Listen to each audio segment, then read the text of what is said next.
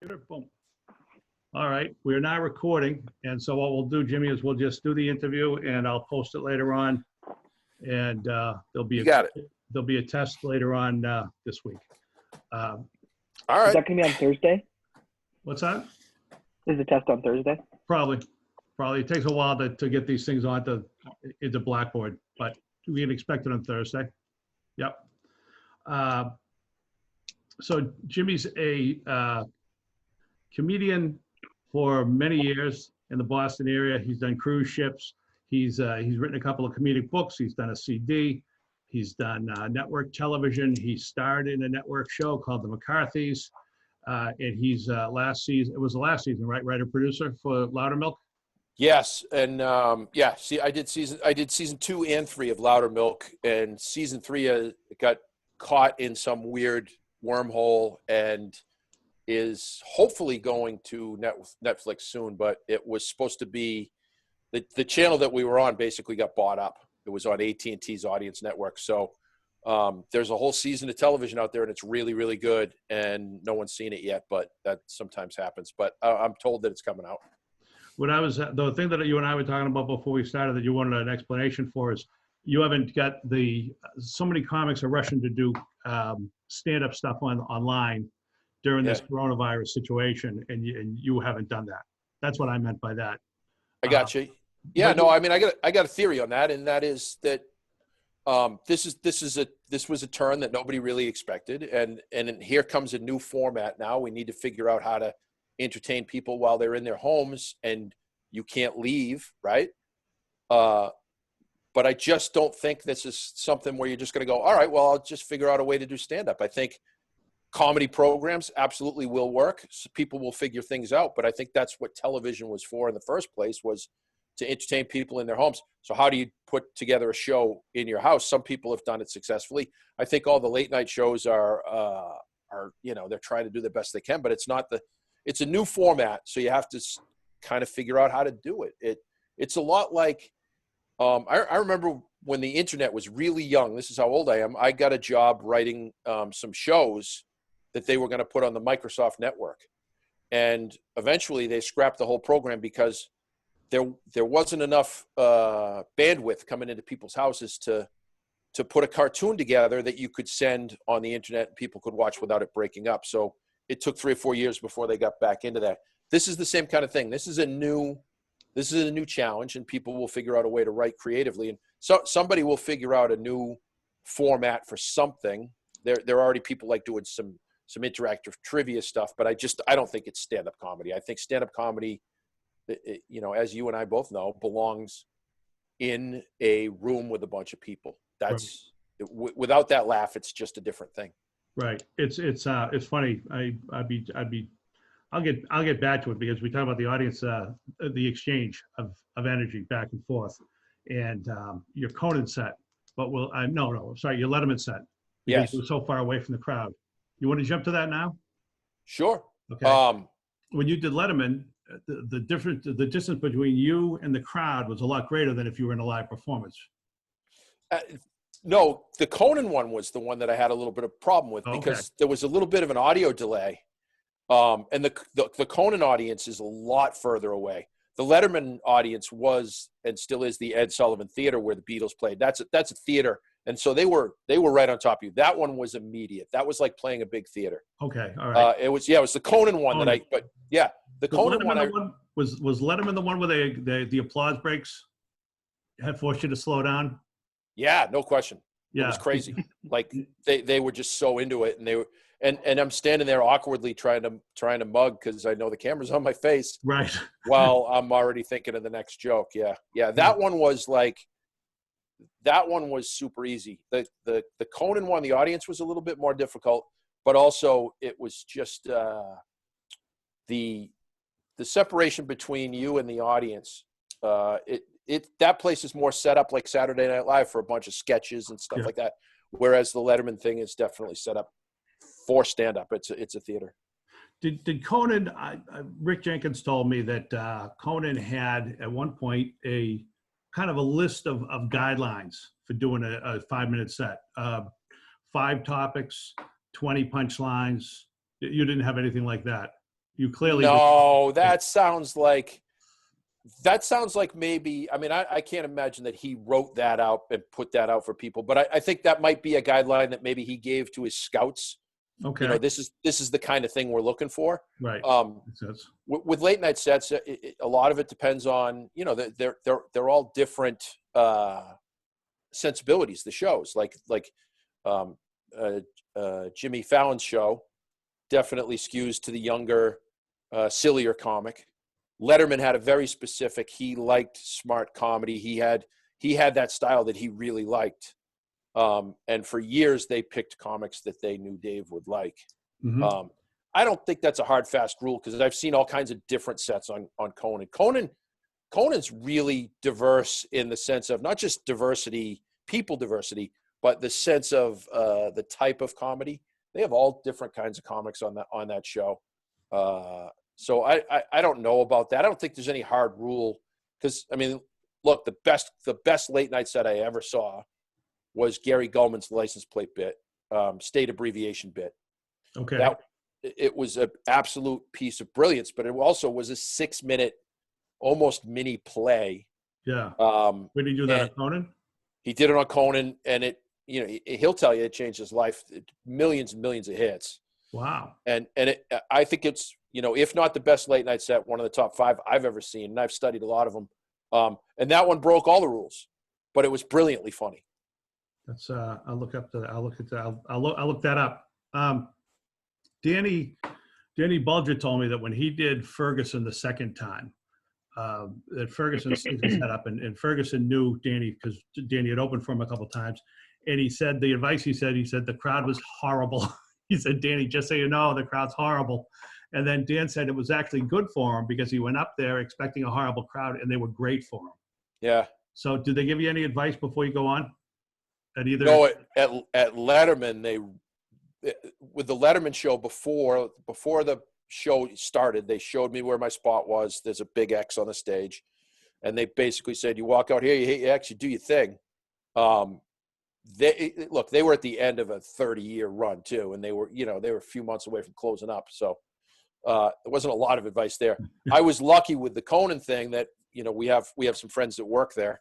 Yep. So I got a little bit of a VIP thing. They walked me around. They introduced me. I met Conan before the thing. And so I was really loose for the Conan one, probably a little too loose because that audience, again, was a little bit more difficult. But I think you just got to not worry about that because you can't control how the audience is. Right. It's when we do stand up at a live venue and we start doing a set and it's not going right, you try and calculate why. Okay, am I being too clean? Am I being too dirty? Am I being too loud? Are they not paying attention? Am I being too fast, too slow? We have all these tools that we know how to manipulate, right? Yeah.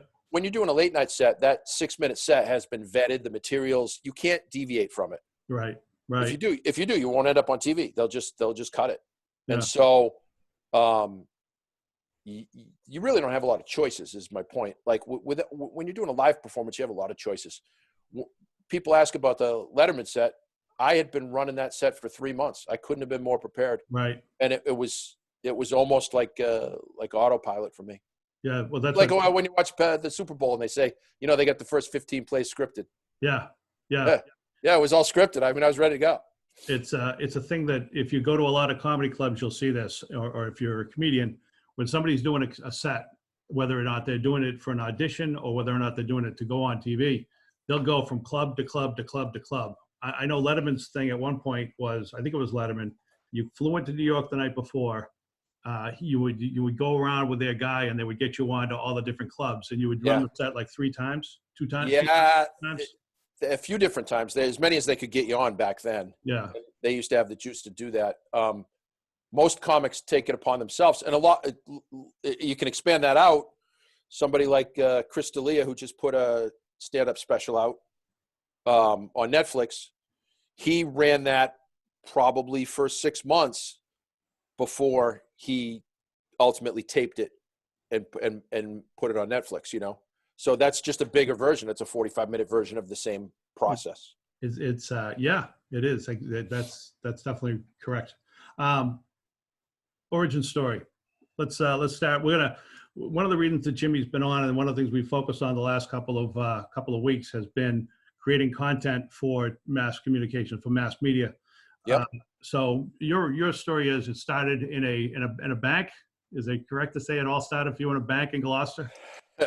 Yeah, it did. It absolutely did. I was a fan of stand-up comedy, and at the time, there wasn't a lot of it on television. It was just starting to pop up in all these clubs, and so I started going to some of these clubs when I turned 21, and I just started watching stand-up comedy, and I was infatuated with it. I loved it. Saw some people that are our friends now back then, and I just really dug it. And I happened to be working in a bank at the time as a teller, trying to figure out what I was going to do. And they started doing comedy next door in this bar. And I actually knew the owner of the bar because I did his deposits every weekend. And so I got to know him. I put a bug in his ear that said, I'd like to meet some of these guys. And he figured out that if he had this local kid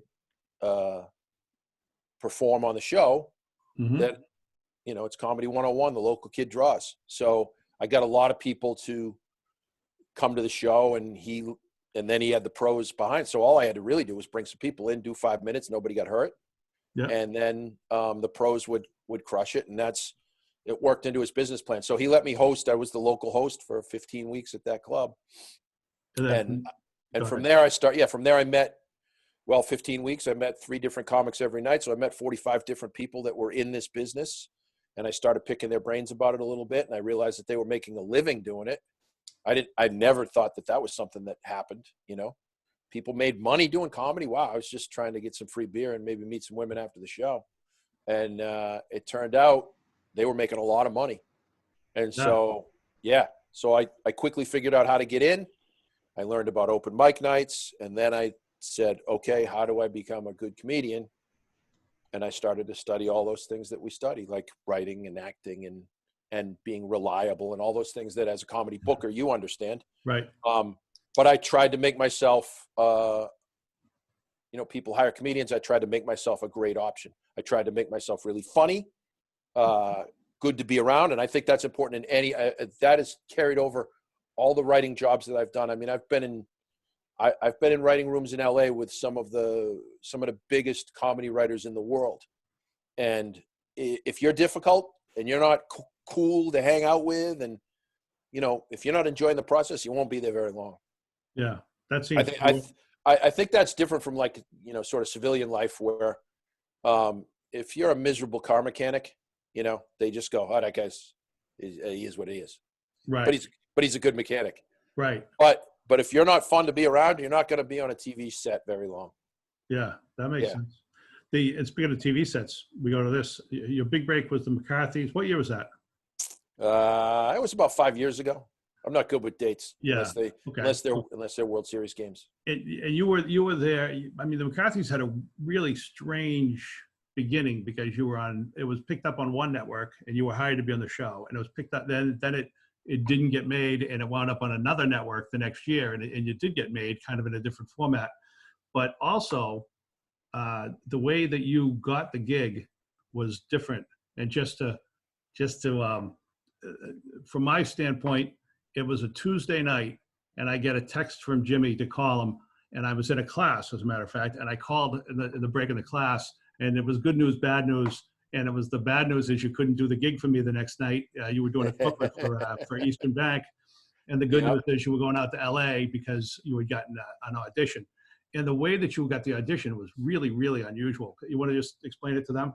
Sure. Well, when I reflect on it, the way I got that audition was through my reputation, again, as being funny, and it was a reputation thing. So here's what happened. They were casting a sitcom, as they do, and 99% of the stuff that gets cast in sitcoms happens either in New York or LA. They very rarely look at actors outside of New York or LA until they get to the point where they haven't found someone. Usually they'll find someone in New York or LA, and most of them are represented by a big agency. They're actors with big reputations, so if you're not on one of those rosters, it's very difficult to even get that audition.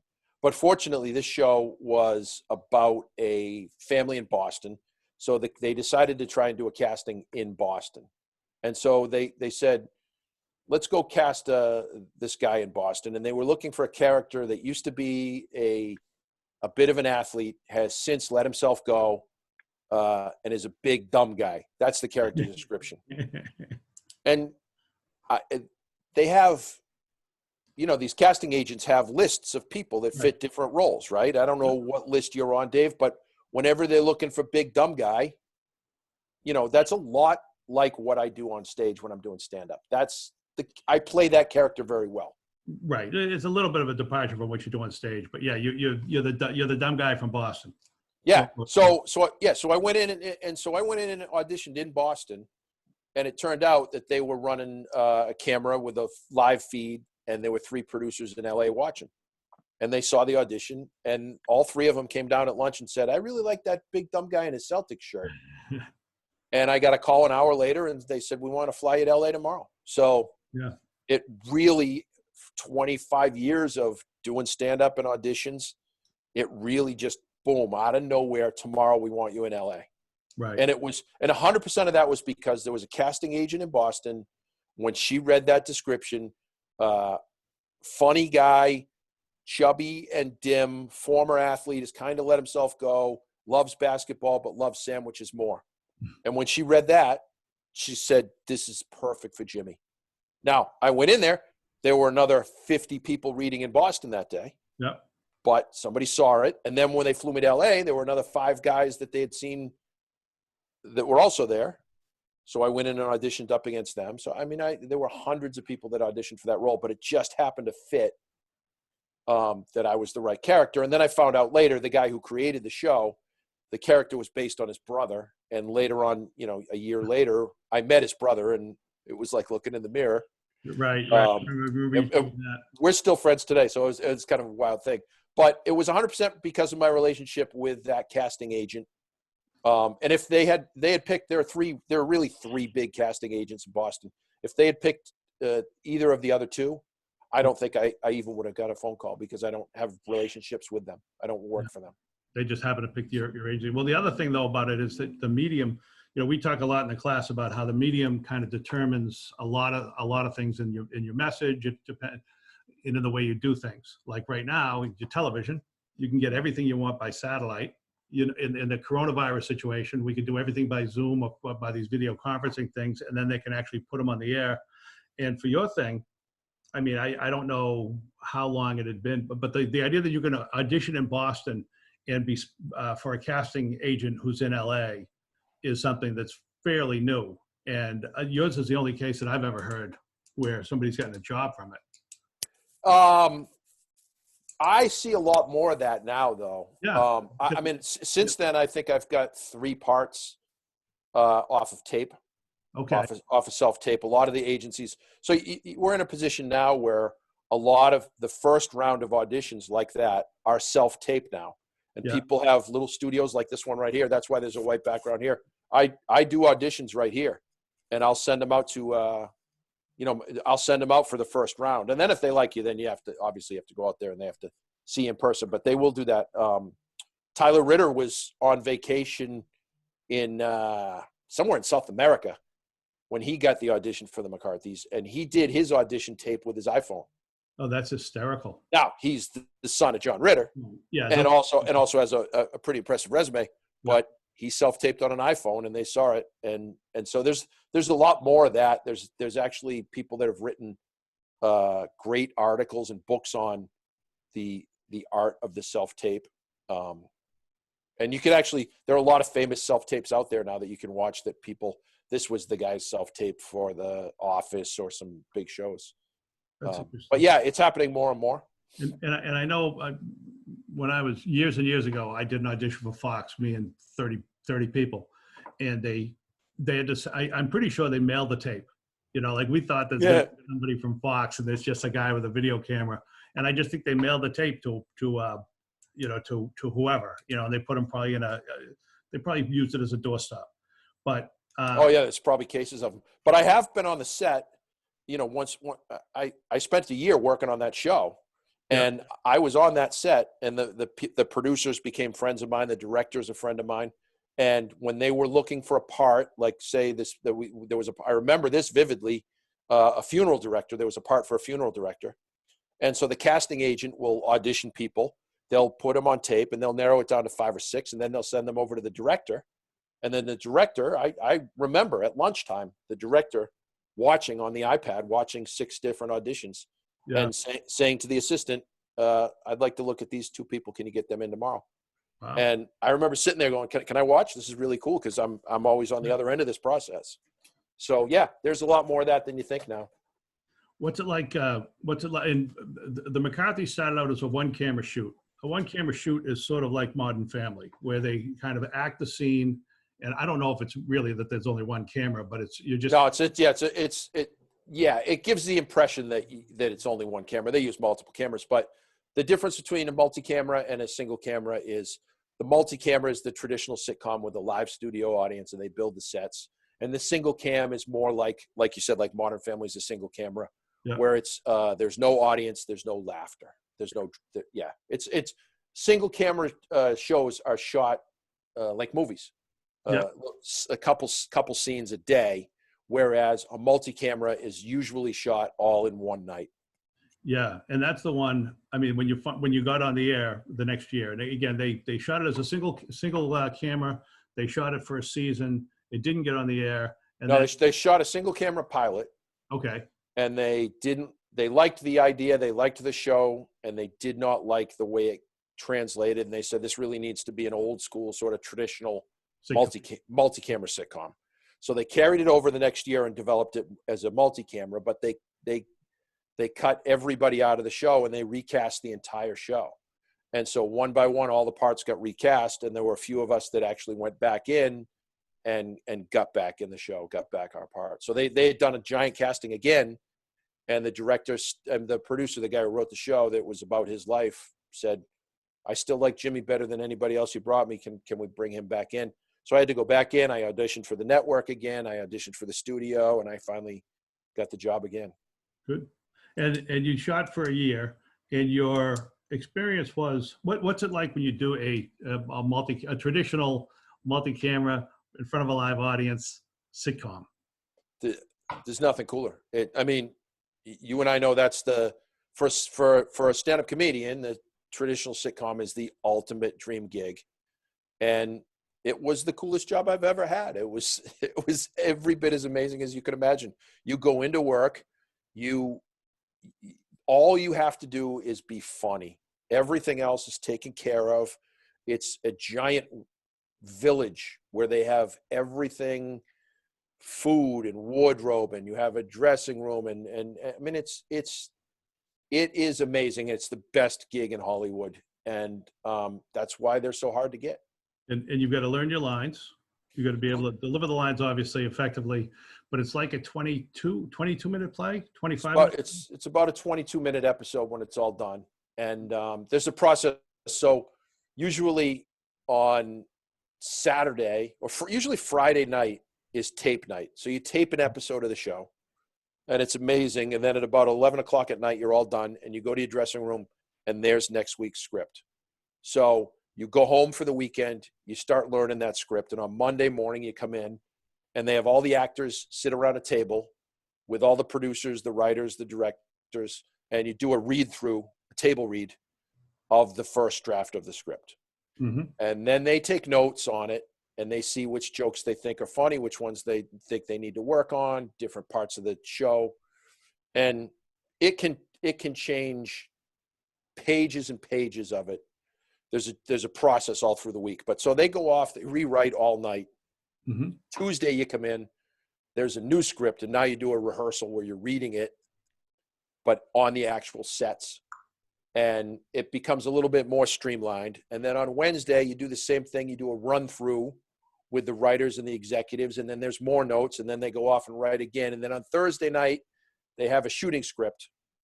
And they say, all right, Thursday morning, they have a shooting script ready to go. And so Thursday you come in and pre-tape some scenes, usually scenes that are like big productions, like if there was something in a basketball court or something with a lot of extras, something that wouldn't play well in front of a live audience that takes a little bit more work. You pre-shoot that. And then they go off, they tweak the script a little bit more.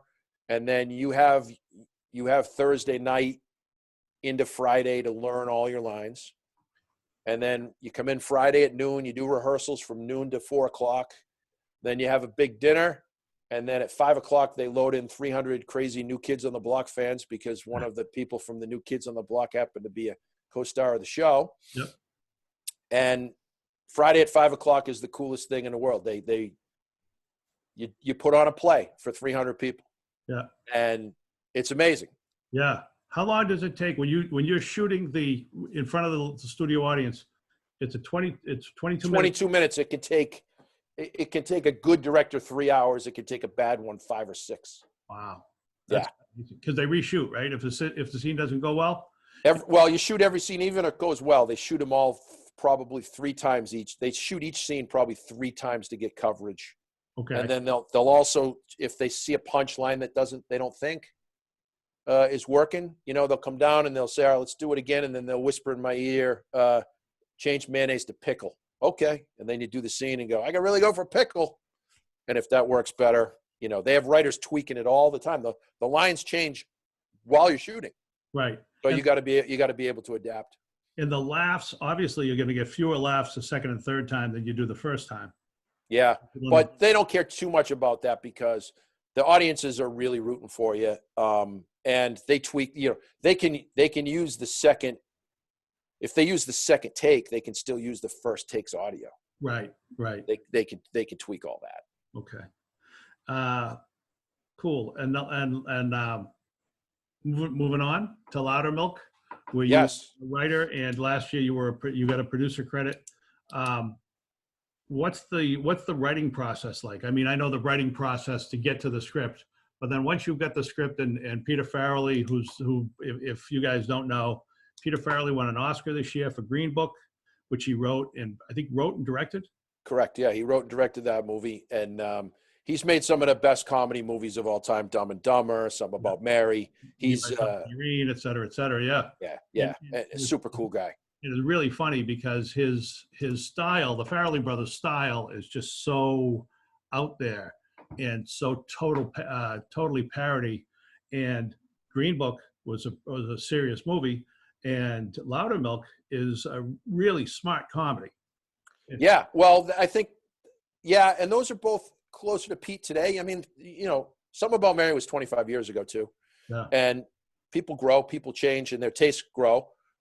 When they were younger, the Farrelly brothers really liked making that type of comedy. I did too, but they're big fans of smart comedy, and Loudermilk is definitely a smarter show, but it also has definitely has its juvenile moments. Yeah, I'm lucky with that show that, and it's not luck. I got to know Peter, and he knows my comedy sensibilities, and they sort of fit in with that show. That's something that, like, if you like to write a certain style of comedy, you're probably not going to get hired to write for a vampire show. You know what I mean?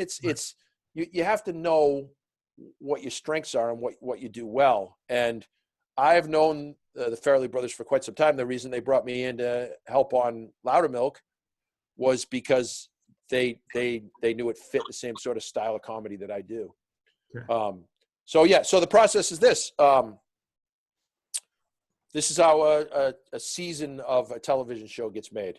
They get all the writers in a room, and there are usually somebody created the show. There's usually 1 or 2 people that created the show, and they have a vision for their characters and what they want to do. And they'll basically put out a story arc and say, we want the season to go like this. So there's 13 episodes, and here's the arc, and this is what we're going to do. And so let's pitch some ideas. And they pitch a whole bunch of ideas for scripts. And so I'm one of the writers in that room, and I said, I got an idea where the boys get in trouble and they have to go to a sensitivity training. And Pete says, I like that idea. All right, let's work on that a little bit. And we kind of flesh out a little bit of an outline. And then so after that, they go off and they come back and go, all right, here are our 13 episodes. And they're just, 1 or 2 lines on each episode, what it's going to be about. And then they say, all right, who wants to write what? Or sometimes they assign it depending on who it is. And And I was lucky that Pete said, Jimmy, that golf one, you want to write that one? And I, absolutely, I'll take a crack at it. So I go back here to my house in New Hampshire, and I write a rough draft of, 30, 40 pages of my idea for the episode. And then I turn it into the producers, and Pete and some of the other producers on the show, Bobby Mort, who created it, they give you notes on it. And then you go, okay, let's change this and this and this. This seems a little forced. This storyline's not working for me. What if we did this? And so then I change that, and I do another draft, send it back in, get more notes, do another draft, send it back in. And then when you get to the point where you go, all right, this is great, it's really close to done, they take it.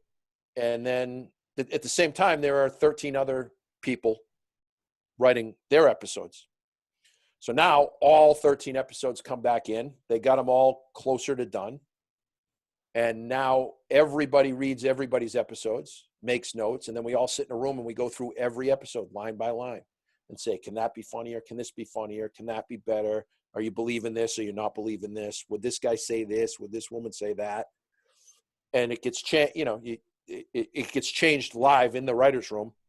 Your episode gets punched up by 13 of the other brilliant writers. I mean, there's just brilliant writers in that room. And sometimes you go, oh man, I really love that joke, but consensus says, no, they're going to change it to this. Yeah. And you pick your battles, but Yep. at the end of it, the script is done. And now you have a shooting script, and that's what they use to go off and make the show. Right. And they shoot with the one camera style. Yes. Good. Before you did any of this stuff, and by the way, I know there are only three of you, but if you have any questions, feel free to interject at any time. Jack, you have any questions? No, nothing. He's good. All right. Before you did any of this stuff, you did a lot on regional TV, and Yes. you were the voice on Sox Appeal. Yep. You hosted Fan Attic. I did. That was my first gig. Yeah. Which is way before any of their time. These were both on Nesson. And there's a baby. Sorry, Jimmy. All we care about now is the baby. Anyway, you did Fan Attic, you did Sox Appeal. I know there's another one that I'm forgetting. And then you did the series of the Olympia sports commercials, which you conceived, you wrote them, you started them. And I don't know if you were the one who cast them or if Olympia cast them, but you started that series of commercials. You won an Emmy. Did you win an Emmy? I know No, we got nominated twice. Sorry about that. We didn't win, but we got nominated twice. Sorry about that. That's all right. And so you're doing those projects, and you're making money. You're creating content here in New England. It does a couple of different things. Obviously, the more you do, the better you get at it. Mm-hmm. And the other thing is it expands your profile, Yep. both among industry people and people outside the industry. How did you wind up doing the commercials? So I think this is a good lesson, actually. The lesson in all of that is almost everyone, all those projects that you talked about, I basically created them. Not Sox Appeal, I didn't create, but it wasn't, my point is it wasn't an audition process. I wasn't sitting around waiting for somebody to give me a gig. And in our business, we hear a lot of that, even in the writing business. Oh, I'm waiting to get this job or waiting to get that job. I'm a big fan in just creating something of your own, purely on speculation, or creating something where there isn't something. And here's what I mean by that. I was hired to perform stand-up comedy at a golf tournament for the folks that run Olympia Sports, which big sporting goods company, back then even bigger in New England. And I ended up playing golf with the owner of the company. And we started talking, and I was telling him that I watch the Red Sox every night, 162 games, and they have these commercials that I really didn't think they were just a static logo. I remember those commercials. It was just sort of. They were horrible, yeah. And so I remember saying to him, hey, you're really wasting your money there. Why wouldn't you make a couple funny commercials? And he said, well, I wouldn't even know how to do that. And I just went, well, I do. And I didn't. But but I saw an opportunity, and I said, I can help. We can figure this out. Yep. So he said, well, why don't you write something up and bring it to me? And so that's all he said. Write something up and bring it to me. So I went home and I started thinking, okay, let's put a bunch of commercials on during a Red Sox game. I'll be the star of those commercials. What could I play? Yeah. What would make sense? Well, I could play a Boston cab driver. That would work. And then everybody that gets in the cab has to go to Olympia Sports for some reason or another. And so I wrote a bunch of those and I brought them up there and I pitched them the tagline. There's one right around the corner, the whole thing. And I just went in and sold it. And he loved it. He said, this is great. I like these 3 right here. Can you make those? How much would that cost me? And I go, well, I'll have to figure it out. I got no idea. And he goes, but you can make those, right? And I go, yeah, of course. Yeah. So I went home, called a buddy of mine who knew somebody, and I said, hey, you got a guy? Yeah, I got a guy that can make these.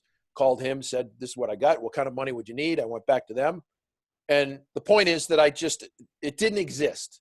They weren't even making commercials. They weren't looking for somebody to write them commercials. I just walked in and said, hey, let's do something here. And I ended up creating 26 commercials that ran over the course of 5 years and on every single Red Sox game, to the point where people saw me 5 years later in a bar in Alaska and went, hey, you're a cab driver guy. But the point is that I just had an idea. I created a character, this cabbie, and I built this thing around him.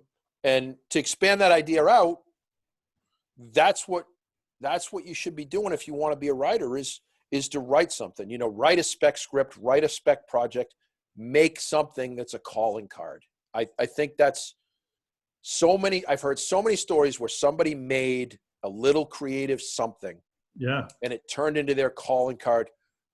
South Park literally was the joke Christmas card that they made. Yeah.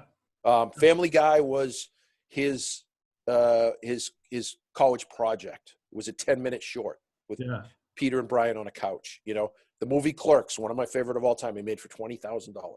And now you don't even need the film stock, so you could make that for nothing on an iPhone. And it's never been easier to make something, upload it onto the internet, and if you make something creative and original, it can change your life. So that's my biggest takeaway from all of that stuff, is like, and it comes back to the beginning of this where we're talking about, okay, now everybody's stuck at home, right? Right. Our challenge now is, what's a creative thing that I can make at home? Yeah. That I could put on the internet and that will entertain people, and that's not a podcast that's already out there. Yeah. This is a new challenge. This is a new challenge. Entertain people from home. And there are a few people that are doing it, and people will figure it out. It will happen. And you make something cool, you write something, even if it all starts on a piece of paper, even if it's just, it's just a notepad like this, everything starts on a piece of paper. You write a script, and then you turn it into something. That's good. That's good advice. I think Beck Bennett and some of the other guys on Saturday Night Live start doing their own. Yeah. I think they were doing videos for the internet, comedy videos of some sort.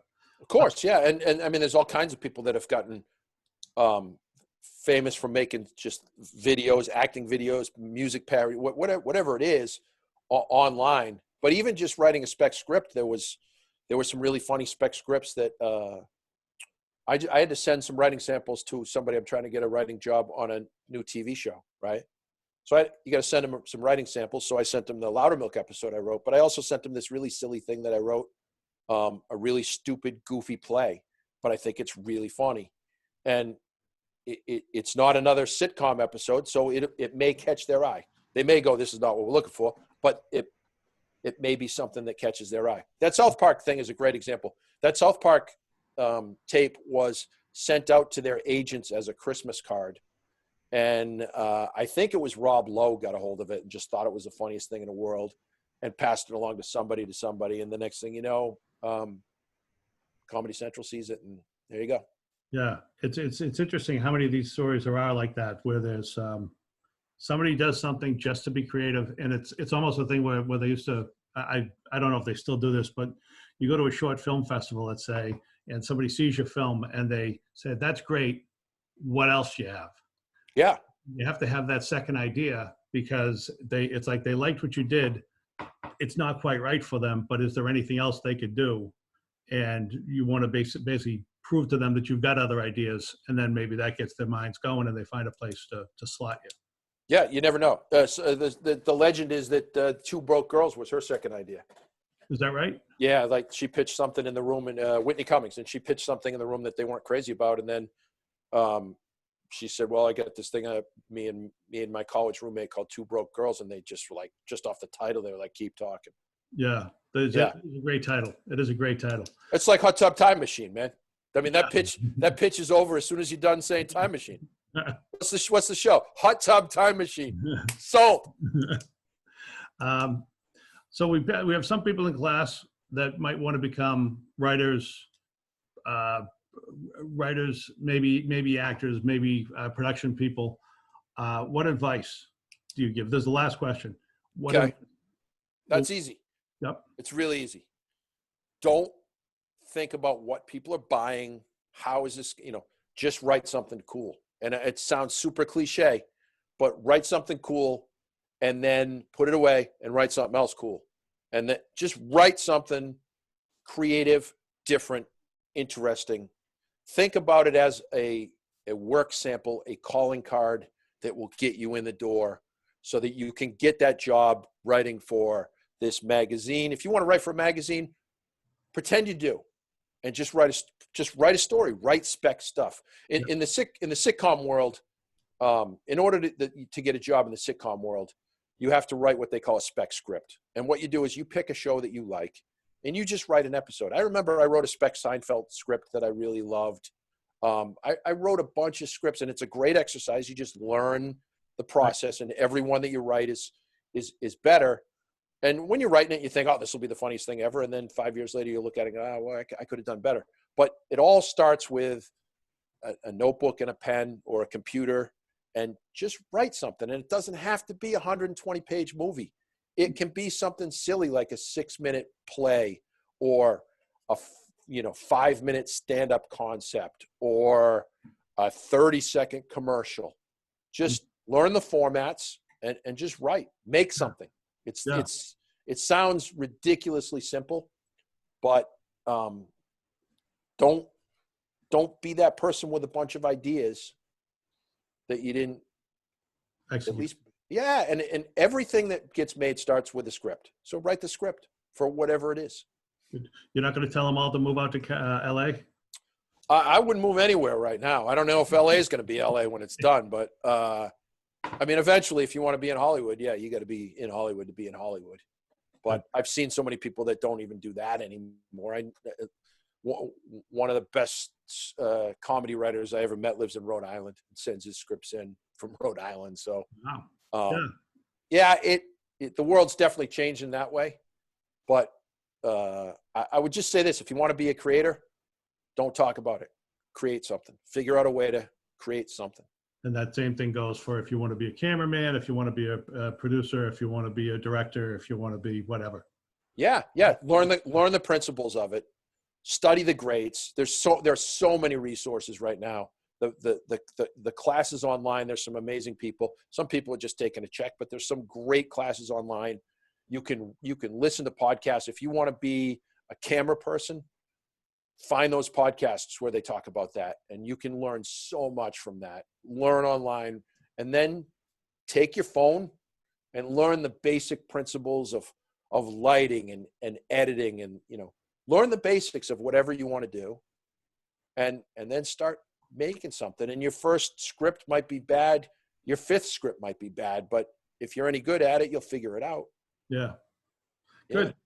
I'm out of questions, and I think we're not quite out of time, but I think we're pretty close. You guys have any questions for Jimmy?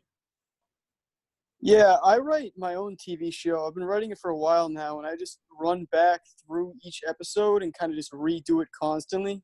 Yeah. Is there anything else I should do, or just? Can I ask what's the format of the show? What kind of is it something that you need a big stage to make, or is it possible to make an episode? It's probably pretty easy to find settings that I've created. I could probably film it myself, but might be a little difficult, but not impossible. I have scripts that I've been working on for 15 years, and I go back and I go, oh my God, this was a great idea. I got to update this. I got to punch this up. And then I have some that I wrote, 3 days ago. I think, yeah, just keep going through it, trying to make it as funny as it could possibly be. If your plan is to eventually pitch it to somebody, then work on that pitch. Have you seen the concept of a deck? Do you know what a show deck looks like? No, I don't. All right, so Google that and you'll find some examples of what a show deck looks like. But basically, if you're trying to create a new show, it's basically a book. Sometimes they call it a Bible. It's Oh, I've heard it called a Bible. yeah, it's sort of an outline of the characters, your 13 episodes, what the show is going to be about. But just think about it from the other side. Let's pretend that I'm sitting there at a desk and I got the money and the cameras, and you're trying to pitch that show to me. Streamline that pitch, because you never know when you're going to get that opportunity to pitch it to somebody. And almost like a late night comedian getting ready to do that set, have that ready in the back of your head whenever you can. Have that script ready so that, like, let's say I had a production company today and you had the opportunity to talk to me right now. And I said, hey, email that over to me today. Make sure that you're ready to do that right now. Always be working on it. Make it the best that it can. And that's a challenging thing, because to pitch a show, it's a difficult process just to get to the point where you can pitch it to somebody that can actually make it.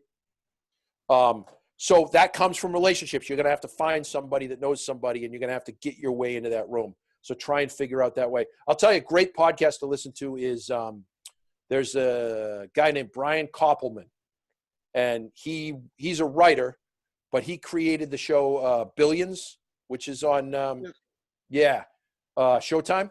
But he also wrote one of my favorite movies, a movie called Rounders, the poker movie with Matt Damon. I love that movie. Yeah. Oh, if you love that movie, you'll love his podcast. But he talks a lot about the process of pitching a show.